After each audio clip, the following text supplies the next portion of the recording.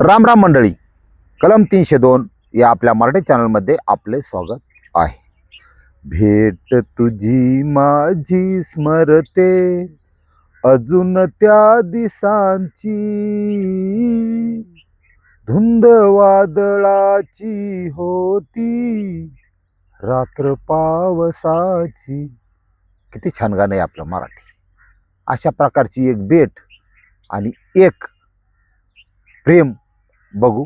आणि आपण समजा समाजात बघतो की आमच्या तर तामक्यावर लपडे किंवा आपलंच कोणाबरोबर तरी आंतरिक संबंध आहे, दुनियादारी आहे.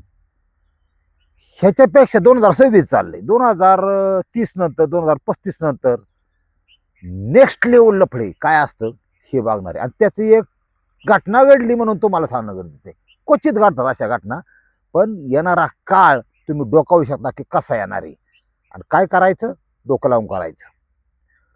कानपूर उत्तर प्रदेश, फतेहपूर नावाचा जिल्हा आहे आणि मोहनगंज नावाचं गाव आहे. आता सचिन भदोरिया पोरगा 10वीत, आणि 10वीत कसं असतं तुम्हाला पण माहिती. जिच्यावर लाईन मारायचा ती 9वीत. लाईन मारायचा बेस्ट पर्याय. म्हणजे कसं लाईन बी नाही मानता यायचं त्याला. त्या मुलाचं त्या मुलीवर खरं प्रेम होतं आणि खरं प्रेमात वासना नसते, ध्यानात ठेवा. आता ते दुर्मिळ झालंय, लक्षात घ्या. नीलवंती ग्रंथासारखं दुर्मिळ झालं, ते दिसतच नाही, पण ते असतं याच्यावर माझा विश्वास आहे. तो त्या गेटमध्ये एसटीत बसायचे कॉलेजला दोघ जण, आपलं शाळेत जायला हायस्कूलला. हा 10वीत. हा काय करायचा, एसटीतून चढला की पाठीमागे सीट असतं बघा एक मोकळं, तिथं जाऊन बसायचं. तिथून आपलं ध्यान ठेवायचं कवा येते कवा येते. आता ही दोघी तिघी मैत्रिणी ग्रुपने उभ्या राहतात एसटीची वाट बघत. एसटी आली की ते बरोबर नेमक्या चढणार. आणि मग आता मुली वर्गात बऱ्याच होत्या, लय होत्या, पण तिचं हसणं, तिचं बोलणं, तिचं दिसणं की त्याला लय आवडायचं. आणि मनातून तो तिच्यावर प्रेम करत होता की ही मुलगी माझ्या आयुष्यात सकारात्मक बदल घडवून आणेन आणि ही मुलीशी लग्न केलं तर आबादी आबाद होऊन जाईन भाऊ. त्याला म्हणतात प्रेम. आणि ते प्रत्येकाला आयुष्यात होतं. म्हणजे माणूस असाल तर कसं संप्रेरक असतात, ती स्त्रावत्यात ठराविक वयात. शरीर ती गरज असते शरीराची. शिक्षण आणि शरीर संबंध याचं कधी जुळलं नाही, ध्यानात ठेवा. शिक्षण स्वतःच्या पाया उभा हो, आमका हो तमका हो. नेमक्या ह्याच कालावधीत ती वासना सर्वोच्च असते, ते त्याच्यावर कंट्रोल करीन, तो शिकल बा. आजकाल तसं नाही. आता ती पोरगी पास होऊ नाही तर नापासू, ती गांजा उडीती, बियर पिती, खोडका हानी ती वाशत नाही म्हणून. ॲपल दे ॲपल. हा आता चाललंय तसं तुम्हाला सांगतो. हा. आणि बॉयफ्रेंड असतात, 1 आहे 2 आहे, रविवारी वेगळा सोमवारी दुसरा. आणि त्यांना जर सांगितलं एखादा कटाळा आला ना बा, एखाद्या बा दुसरा लईच बारी फोरप्ले करतोय, ब्रेकअप ब्रेकअप, ते बी काही डोकं लावित नाही. ब्रेकअप तर ब्रेकअप, चला दुसरी. हे असलं चाललंय जगात आता. ते आपल्या डोक्याबाहेरचं आहे, पण ते ऐकून घ्या. हा सचिन जसा आत बसला, ती तर आली बा, पायरी वर चढून वर आली. इकडे तिकडे सीट आहे का बघितलं, सीट सगळ्या फुल होत्या. मग तो गोळका तसाच पुढं सरकला. पण ती एखादा कटाक्ष, नेत्र कटाक्ष त्याच्याकडे टाकायची. आणि तेवढा नेत्र कटाक्ष तो असा भूत बघितल्यासारखा असा बघत राहायचा तिच्याकडं. हा तेवढाच एक क्षण, हा सेकंद नाही क्षण असतो तो बघायचा कोण बसलंय. आणि तिला जाणवायचं आतून की हा मुलगा माझ्याकडे पाहतो. पण हा बी बेखाड होता सचिन भदोरिया. म्हणला नको ही टोलं खायचं काम आहे, पण आपण तिला पटवल्याशिवाय राहणार नाही किंवा आपलं प्रेम व्यक्त केल्याशिवाय राहणार नाही. असू द्या.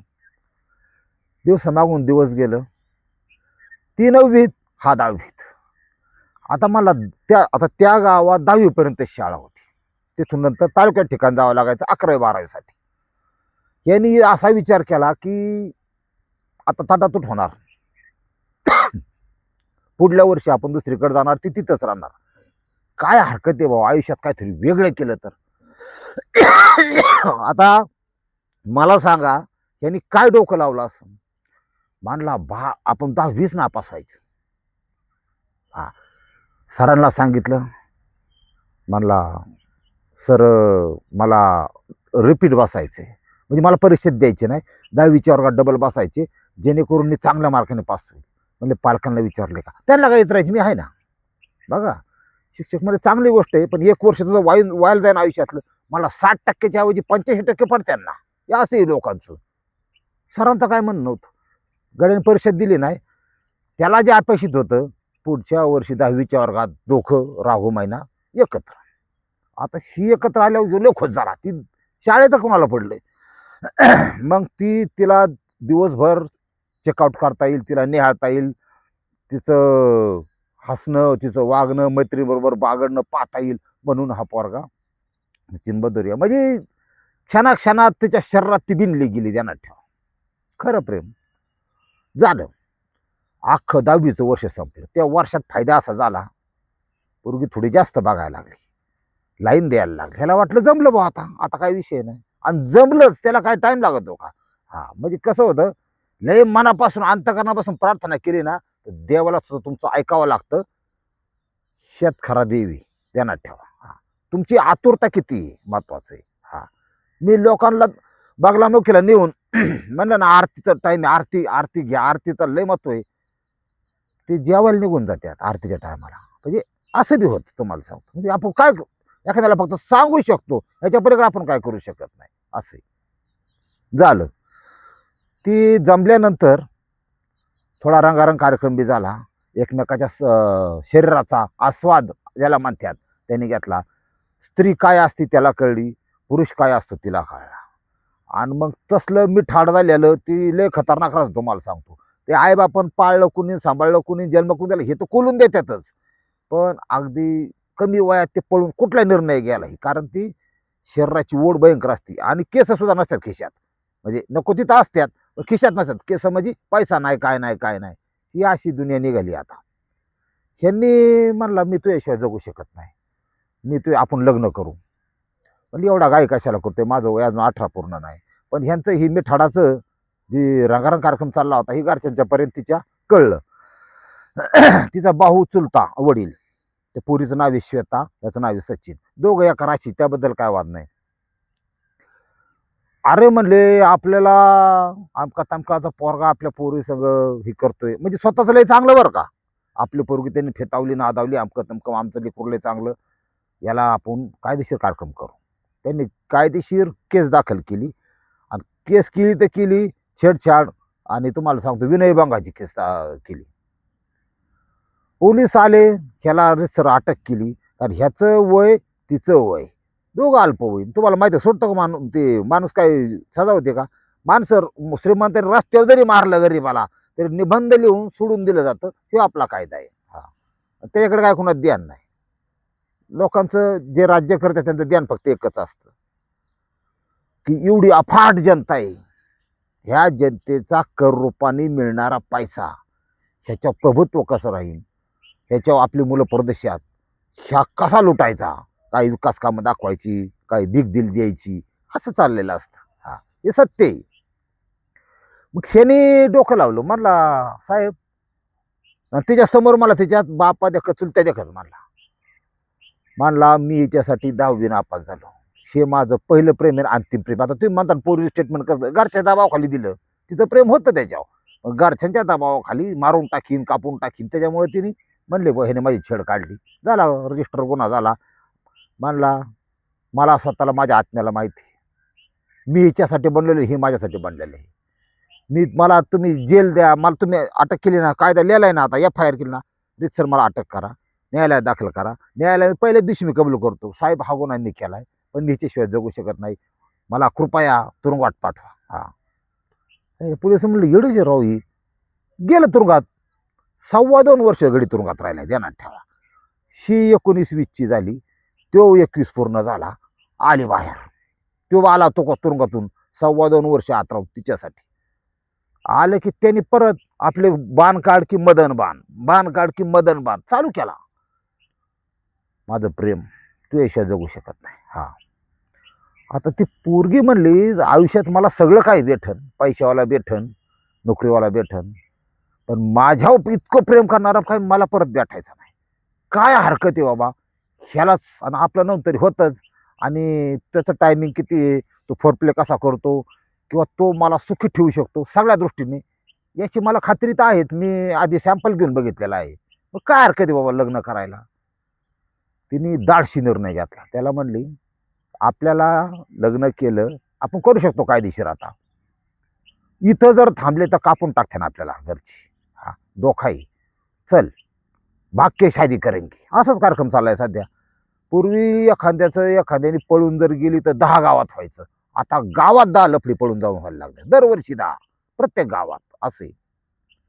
मला चालतंय. आणि ते पोलिसांचं संरक्षण असतं का, वय पूर्ण सगळं विचारतात ते. त्यांनी तिथून ती दांडकं हाणलं, डायरेक्ट गुजरात गाठलं. म्हणले तिकडे जरा काम बी मिळेल, पैसेवालं स्टेट आहे म्हणजे राज्य आहे, जाऊ तिथं. गेले, किरकोळ कारकोळ काम. आता काम तुम्हाला माहिती करायचं, हात 2 हातात जर बळ असेल ना कुठेही तुमचं पोट भरू शकतं. लग्न केलं, गेले पती पत्नी म्हणून राहू लागले. काही दिवस राहिल्यानंतर त्यांना असं जाणवलं की आपण आपल्या नातेवाईकांच्या पासून घरच्यांच्या पासून लांब येऊन फार मोठी चूक केली आहे. जायचं गावाकडं, येडे का काय म्हणला, जाऊ नको. तिथे गेले की सुरी वा, हा तू ज्या घरचे मला काय सोडणार नाहीत, आपण इथंच थांबू. चालतंय.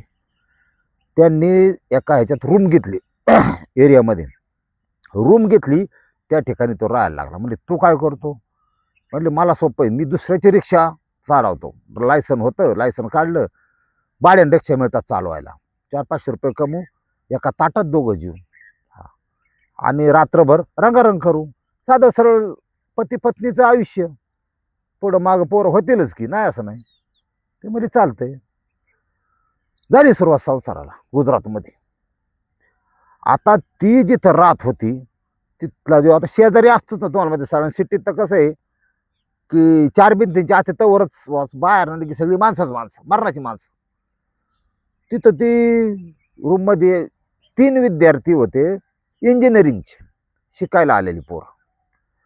पण ती विद्यार्थ्यांचं कसं असतं, ती नवीन नवीन केस फुटलेली असतात, त्यांना प्रत्येकाचा एक वेगवेगळा माझा असतो, लक्षात घ्या.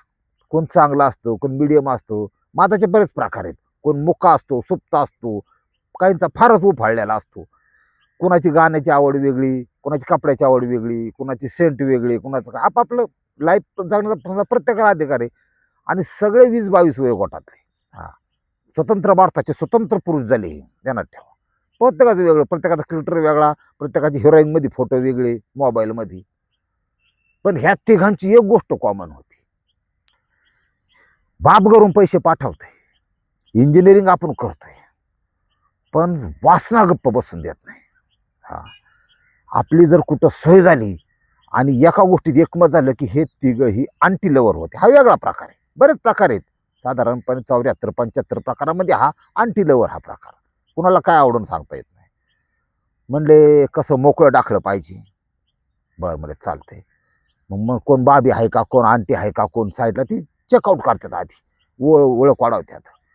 मग ह्या एकाने काय करायचं, भलं मोठं कलिंगाड घेऊन यायचं, अर्ध कापायचं आणि अर्धच. ओळख कशी पडतात माहिती आहे का, दोघांनी मुद्दाम जायचं, दोघांनी बाहेर जायचं, एकाने चावी कुलपाची तिच्याकडे ठेवा द्यायची, भाभीजी चावी रोखलं. अर्ध कलिंगाड आणायचं, अर्ध खायचं आणि अर्ध तिला द्यायचं. बहुत बड़ा लाया था क्या करे, अभी खराब थोड़ी होने देंगे, आप तो हमारे घर जैसे है. लय अवघड बरं का. हा तिला द्यायचं. आणि ती माणसाचं असं आहे, माणूस एकटा जगू शकत नाही, ती बाई घरात एकटी. माणूस हा प्राणी असा आहे, आपण आपली उत्पत्ती आत्ता जे उत्क्रांती झाली या ही माकडांच्या पासून झाली. माकडं बघा एकटा राहतो का, कळपान राहतो, हा जीन्स आहे आपला, कळपाने राहणे. आणि नंतर नंतर आपण माणूस झाल्यानंतर बरंच म्हणजे बदल होत गेला की बाबा आपल्याला बोकांडी बसाय कोणतरी बाप लागत, ते बाप मानणे, त्याच्या खाली जगणे. बाप कळतो का तुम्हाला, पूर्वी राजे महाराजे होते, नंतर इंग्रज होते, त्याच्यानंतर ही नेते मंडळी आली. बाप लागतो आपल्याला. हा स्वतःच्या बापाला बाप नाही म्हणायचं, हा स्वतःच्या बापाला तांब्या भरून नाही द्यायचा. जो बाप मानतो ना त्याच्यासाठी रक्तदान करायचं. आमचे नेतृत्व, भावी नेतृत्व, हा युगपुरुष, विकास पुरुष, झाट्ट पुरुष, जाण्याबरोबर त्यांचं नाव नको काढायला. माझं तोंड सकाळ सकाळ ना खराब करत जाऊ. फार नीच लोक आहेत ह्या भारतामध्ये. आता मला सांगा, ते निकेली बात सेटिंग बरोबर लावली. आता हा जो सचिन हा रिक्षा घेऊन जायचा, संध्याकाळी यायचा, 400-500 घेऊन यायचा. त्याची अपेक्षा एकच होती की जे बनू ती म्हणून तुला स्वयंपाक कटाळा आला का, त्याचं प्रेमच होतं. कटाळा आलाय का, चल आता हे मला दिवसभर बाहेर आलो पण रात्रभर तुझ्या बरोबर आहे ना, चल आपण बाहेर फिरायला जाऊ. त्याला लय मागत नाही तरी 100-200 रुपयाचं तो, कारण त्यांना खर्च होता, त्यांना लाईट बिल होतं, त्यांना रूम भाडं होतं. जेवढं त्याला शक्य आहे ना तो तिच्यासाठी करायचा. शी त्याच्याबरोबर खुश एकदम सुखी राहायची, सगळं व्यवस्थित राहायचं. पण ती त्या नवऱ्याला सोडून त्या पोरांना लाईन द्यायला लागली. आणि ही ह्या घटनेची खरी मेक आहे की एखादी स्त्रीला असं मानसिकदृष्ट्या का वाटतं की माझा नवरा सोडून, माझ्या नवऱ्या, आणि किती मोठी रिस्क आहे बघा, माझ्या नवऱ्यापेक्षा ही जी आहेत तिघ जण इंजिनियर किंवा पोरं असते 1-2 वर्षांनी लहान, यांना जवळ घ्यावं असं का वाटतं. बरीच कारणं आहेत त्याच्यात, बरीच. मदन वायू सुद्धा बळकलेला असू शकतो, लक्षात घ्या. एकटं मन फार वाईट. ह्या नवऱ्याला सारच संशय यायचा की माझ्या बायकोचं कुठंतरी काहीतरी असलं पाहिजे. त्याचं कारण म्हणजे माझी एवढी क्षमता नाही की 550-600 रुपयाचं तोंडाला लावायचं फेशियल, बारे हायफाय कंपनीचं परदेशी, ते सुगंधी सेंट 1400 रुपये 1500 रुपयाची नुसती बाटली सेंटची. अरे म्हणलं काय बानगडे बाई, तिच्या अकाउंटला पैसे येतात कुठून, पैसे काहीतरी आहे. त्यांनी लय प्रयत्न केला पण त्याला काय ते गाव आणा. बायको घरी गेली एकदम गोड बोलायची, सुखाने बोलायची, अजिबात राग नाही, काय नाही व्यवस्थित. याला म्हणलं मला चेड लागले काय कळा ना बाई, काय होतंय नेमकं. म्हणला नाही, माझा संशय आहे की काहीतरी पाणी जिरतंय. पाणी जिरत नाही, आखा वडाच जिरतोय म्हणला, काही पुढं पाणीच चाला ना अजिबात, काहीतरी मॅटर आहे, शोध लावला पाहिजे.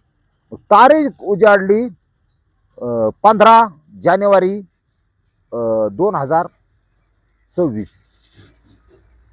आता ही तारीख काय बारीक आहे का तुम्हाला, आता चालू आठवड्यात. ह्या दिवशी त्यांनी डोकं असं लावलं, तिला म्हणला एक कॅब चालक आहे, कॅब म्हणजे आपलं ओला उबेर जे असतात कार चालक, मला म्हणला एवढं रात्रीचं एक वर्दी आहे तेवढी करून ये, तुला 1000 रुपये देतो, जेवण पण त्यांच्याकडे, मी काय रात्रभर येऊ शकत नाही, उद्या येईन पार 12-1 वाजता वर्दी घेऊन, चालेल का, एकटी राहशील का, दरवाजा वगैरे नीट लावून घे. म्हणली ऑल टाईम, तुमच्यासाठी काय पण, तुम्ही जमले. गेलं. हा काय मातीचा दगडात जातोय, हा गेलाच नाही. यांनी काय केलं, थंडीचे दिवस आहेत, चांगला पॅकून फक्त डोळं मोकळं, आणि घराच्या जवळच गाड्या लावल्या असतात बघा, कोणाचं ते टेम्पो पिकअप, त्याच्या हौद्यात जाऊन तो आपला गपची बसला, त्याचं घर त्याला दिसत होतं. काय मानगडी बघू आपण, रातभर जागाच. तो सचिन बदरिया आणि श्वेता कडीबिडी लावली, झोपले आत. साधारण 10-10:30 झाल्या भाऊ, 10-10:15 आसपास. हे अमर अकबर अँथनी आपल्या चुंगीसहित आत शिरले. बघा लोक कशी आहेत, असंच चलतं अंधारात. ती गात गेली, ह्याला गडीवर खालतीवरती सुधारणा. आईला लफडं म्हणले एखादा असू शकतो, डायरेक्ट 3 in 1. मग त्याला ती अश्लील क्लिप आठवल्या. आता काय कोण बारीक कुकुलोबार राहिलेला नाही, तुम्हाला सांगतो. लोक अश्लील फिल्म काय पाहतात ह्याचा डाटा सुद्धा उपलब्ध असतो, म्हणजे भारतातला, महाराष्ट्रातला. आणि किती एनर्जी, किती स्वतःची शरीराची एनर्जी संडासमध्ये जाते, आणि किती डाटा जातो पैशाने घेतल्याला, हे पण सगळं माहिती.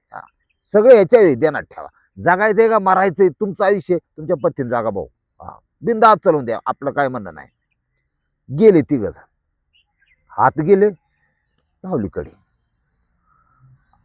मग ह्याला 15-20 मिनिटं तर काय सुधारणारच.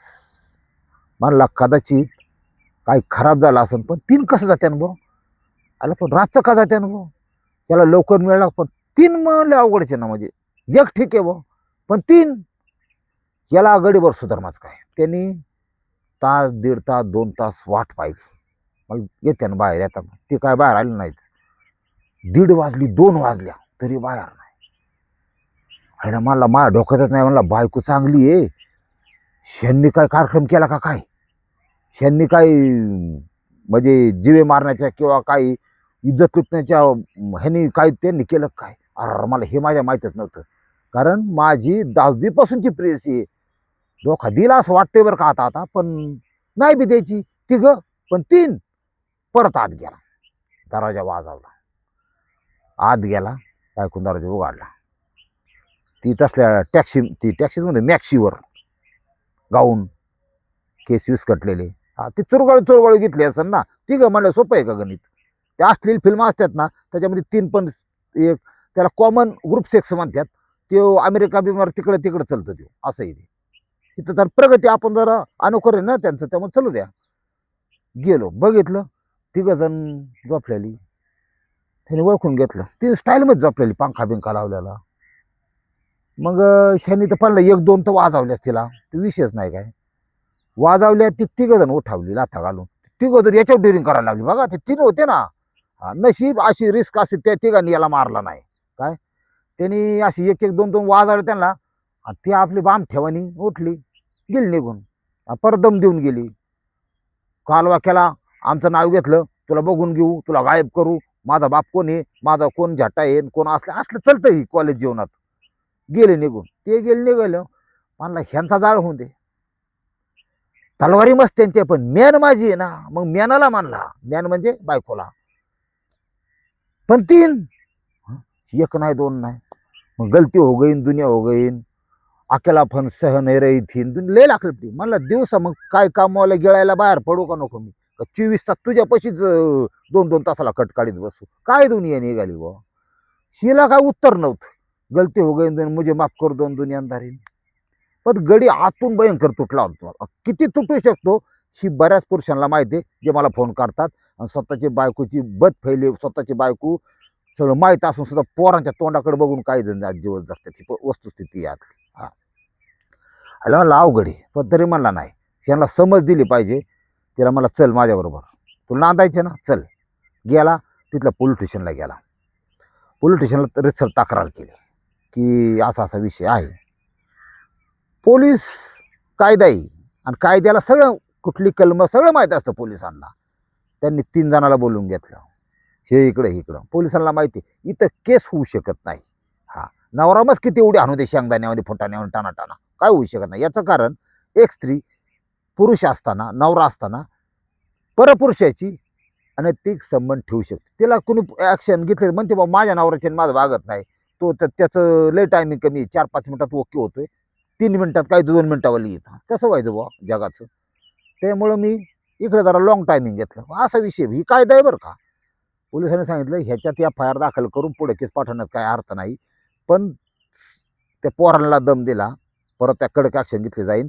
त्या मुलीने जर त्या महिलेनी जर असं म्हणलं की ह्यांनी माझ्या येऊन अत्याचार केला मेडिकलमध्ये, आपलं तुम्ही समन करून गेल्यानंतर ह्याला गेली आपलं सरकारी हॉस्पिटलमध्ये सर्टिफिकेट घेतलं, तुमच्या युरियाचे सॅम्पल घेतले, गेला नाही 20 वर्ष. बघा किती फोकाट माणूस जातोय.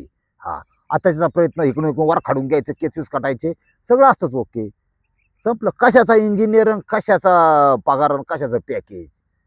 पॅकेज नाही, पोरगी नाही, लग्न नाही, 20 वर्ष डायरेक्ट आतमध्ये. इतकी लोक किरकोळ समजतात आयुष्याला. जाऊ द्या मरू द्या. त्यांना समजून सांगितलं, त्यांना परिस्थितीचं गांभीर्य कळलं आणि ती हल्ली बा तिघं. त्यांना दम देऊन सोडलं, याला म्हणलं जाऊन द्या असं तसं. त्याला समजून पोलिसांनी त्यांना दिलं पाठवून दिल्यावर घरी गेल्यावर बाईला असं वाटलं त्या स्वतःला, याला मी एवढा धिंगाणा केला तरी ह्याची प्रतिक्रिया नाही. तिकडं पोलिसांचं काय करू शकत नाही, कायदा असा आहे काय. बरोबर ठीक आहे. मला वाटलं त्याखाने मी 3च्या ऐवजी अजून 2 पडाल तर काय हरकत आहे बा. लय अवघड आहे जगाचं. हा अवघड आहे. मग त्या दोघांची बाचाबाची झाली संध्याकाळची, शाब्दिक. का तिने स्वयंपाक केलेला शेव ह्यांनी खाल्ला नाही आणि त्याचा राग काय जाईना. नवरा बायको शेवटी यांनी तिला शिव्या घातल्या. तिने याला बाळ उलट प्रत्युत्तर द्यायला सुरुवात केली. तो प्रश्न विचारायचा, तू असं का केलंस. ती उलट उत्तर देणार, बोलणार, शिवाय टाकलं. आणि त्या रागाच्या भरात दिनांक 16 जानेवारी 2026 या दिवशी तिला पालथी पाडून तिच्या बोकांडीवर बसला, 2 अंगठ्यानी तिचा गळा दाबून टाकला. पोरगी खलास होता. तो काय करायला आला होता, त्याला ती 10वीतली 2 वेण्या घातलेली पोरगी, ती प्रेम दिसलं नंतर तिच्या मृतदेहापाशी अख्खी रात्र बसून होता, रडत होता. सगळ्यात महत्वाचं तिचा मृतदेह पडलेला. साधारण 3-4 तासानंतर बॉडी फुगायला लागते, कारण ते निर्जीव शरीर आहे, आत्मा गेला निघून. आता ती स्वतः ती बॉडी फुलायला लागली. काय केलं पाहिजे. मग ते जवळ असतील तेवढे पैसे घेतले, ती बॉडी तिथं सोडून दिली आणि तिथून डायरेक्ट कानपूर गाठलं. कानपूरला पण घरी नाही गेला. घरी जावं तर तिची जी आई बाप आहे ती तर आधीच सतूर घेऊनच होती ती, किंवा राग होता. आता तर त्यांचीच पोरगी मारून टाकली, म्हणलं ती मला ठेवत्यान का? ते कळाना काय करावा. दिवसभर परत थांबून राहिला, तोवर इकडं ती बॉडी बघितली, त्याचा पंचनामा झाला, तपास पथकं रवाना पण केली पोलिसांनी. याचा मोबाईल सिव्हिलन्सवर टाकला. काय करावं काय करावं, परत रडत बसला. जेवला नाही, काय नाही काय नाही, पैसे असून. आणि त्याच्या ओठात, त्याच्या मनात गाणं एकत होतं, भेट तुझी माझी स्मरते, अजून त्या दिवसांची, धुंद वादळाची होती रात्र पावसाची. त्याचं ते प्रेम असं का झालं, एका क्षणात होत्याचं नव्हतं झालं. आणि त्या विमनस्क अवस्था म्हणतात त्याला, त्या अवस्थेत त्यांनी तिथल्या पोलीस स्टेशनला गेलं, स्वतःला सुपूर्द केलं की मी माझ्या बायकोची हत्या करून आलोय आणि मला तुम्ही आत टाका. जिच्यासाठी हा 2.25 वर्ष आतमध्ये होता, त्याच बायकोसाठी हा आता 10-15 वर्ष झाले. आणि अशा प्रकारे एका तरुणाचं कुठलंही मूल नव्हता, काही नव्हता, आयुष्य खराब झालं, बरबाद झालं. एक सुंदर मुहावरा आहे, तुम्हाला सांगतो जाता जाता. जिंदा रहने के लिए अपने सिवा किसी और का होना बिल्कुल जरूरी नहीं. आदमी जिनके साथ जीना चाहता है वो उनके बगैर भी जी सकता है. रामकृष्ण हरी.